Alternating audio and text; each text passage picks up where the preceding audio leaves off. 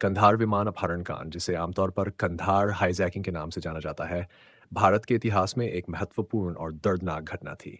ये घटना दिसंबर 1999 को हुई थी, जब इंडियन एयरलाइंस की फ्लाइट ICH-14 को आतंकवादियों ने अपहरण कर लिया था। इस विमान में यो 76 यात्री और चालक दल के 5 सदस्य सवार थे। इस अपहरण कांड ने भारत सरकार, सुरक्षा एजेंसियों और अंतर्राष्ट्रीय समुदाय को गहरे संकट में डाल दिया था। अपहरण की शुरुआत 9 दिसंबर 1999 को इंडियन एयरलाइंस की फ्लाइट IC-800 काठमांडू, नेपाल से दिल्ली के लिए रवाना हुई थी। ये एक सामान्य घरेलू उड़ान थी, लेकिन इस दिन के घटनाक्रम ने इसे इतिहास में एक काले अध्याय के रूप में दर्ज कर दिया। उड़ान के कुछ ही समय बाद 5 हथियारबंद आतंकवादी विमान में घुस आए और उन्होंने विमान को अपने कब्जे में ले लिया। आतंकवादियों ने विमान को पहले पाकिस्तान के लाहौर की ओर मोड़ने की कोशिश की, लेकिन पाकिस्तान सरकार ने विमान को अपने हवाई क्षेत्र में उतरने की अनुमति नहीं दी। इसके बाद आतंकवादियों ने विमान को अमृतसर की ओर मोड़ा, जहां भारतीय सुरक्षा बलों को उम्मीद थी कि वे विमान को सुरक्षित रूप से कब्जे में ले सकेंगे। हालांकि तकनीकी और निर्णयात्मक कारणों से सुरक्षा बल इस प्रयास में विफल रहे और विमान को दुबई के रास्तान की ओर मोड़ दिया गया।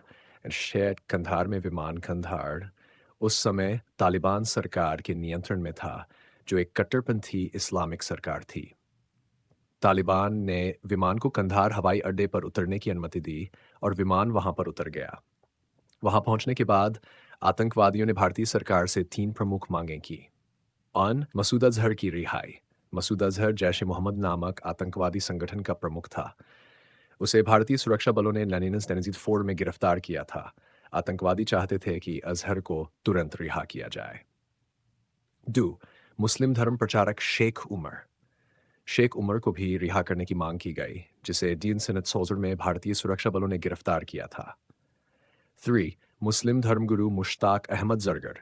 जरगर भी भारतीय जेलों में बंद था और उसकी भी रिहाई की मांग की गई थी। भारतीय सरकार का संकट। इस अपहरण कांड ने भारतीय सरकार को गहरे संकट में डाल दिया था। एक तरफ विमान में सवार हुए 76 यात्रियों की जान बचाना एक बड़ी चुनौती थी, वहीं दूसरी तरफ आतंकवादियों की मांगें भी स्वीकार करना संभव नहीं था, क्योंकि इससे आतंकवाद को बढ़ावा मिल सकता था। सरकार के लिए यह निर्णय लेना अत्यंत कठिन था कि वे आतंकवादियों की मांगें माने या किसी अन्य विकल्प की तलाश करें। यात्रियों की दुर्दशा। विमान में सवार यात्रियों को अपहरण के दौरान मानसिक और शारीरिक यातनाओं का सामना करना पड़ा। आतंकवादियों ने उन्हें बंधक बना रखा था और उन्हें हर समय भय में जीना पड़ा। यात्रियों को भोजन और पानी की आपूर्ति भी बहुत सीमित थी। दुबई में उतरने के बाद कुछ यात्रियों को रिहा कर दिया गया था, लेकिन अधिकांश लोग अब भी आतंकवादियों की पकड़ में थे। वार्ता और अंततः समझौता। भारतीय सरकार ने आतंकवादियों के साथ वार्ता करने के लिए एक उच्च स्तरीय टीम कंधार भेजी।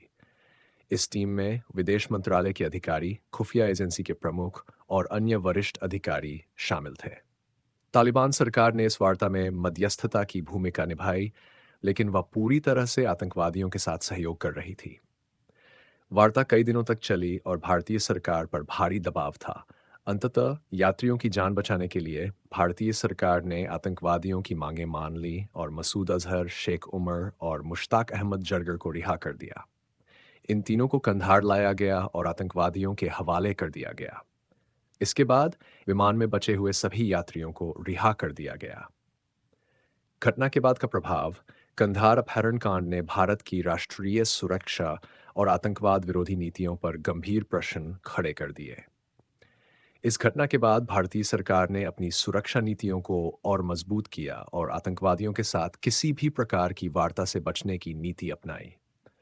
मसूद अजहर की रिहाई ने भविष्य में आतंकवादी गतिविधियों को बढ़ावा दिया और उसने जैश ए मोहम्मद के माध्यम से कई आतंकवादी हमलों को अंजाम दिया, जिनमें 2001 का भारतीय संसद पर हमला भी शामिल है।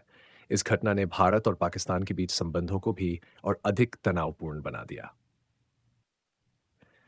निष्कर्ष। कंधार विमान अपहरण कांड भारत के इतिहास में एक ऐसा काला अध्याय है जिसने पूरे देश को हिलाकर रख दिया था। इस घटना ने भारतीय सुरक्षा व्यवस्था की कमजोरियों को उजागर किया और आतंकवाद के खिलाफ लड़ाई में एक महत्वपूर्ण मोड़ दिया।